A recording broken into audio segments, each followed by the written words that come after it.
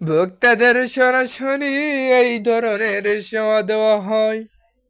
যানবাহন, hotel, motel, বিধর্মী প্রতিষ্ঠান, পর্যটক কেন্দ্র, নিরাপত্তা দানকারী প্রতিষ্ঠান, মোবাইল ফোন অপারেটর প্রভৃতিকে এই ধরনের প্রত্যক্ষ সেবা দেওয়ার অন্তর্ভুক্ত।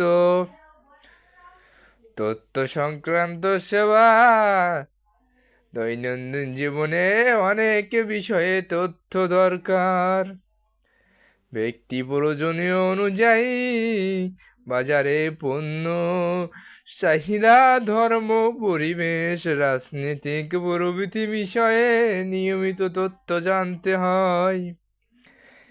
এক্ষেত্রে বিভিন্ন প্রয়োজনীয় তথ্য সরবরাহের সাথে জড়িত প্রতিষ্ঠান তথ্য সরবরাহের সেবা দেয়। Electronic media, printing media, e-commerce, internet, mobile phone, multimedia, email, ওয়েবসাইটের প্রভৃতি ধর্মী সেবা দিয়ে থাকে।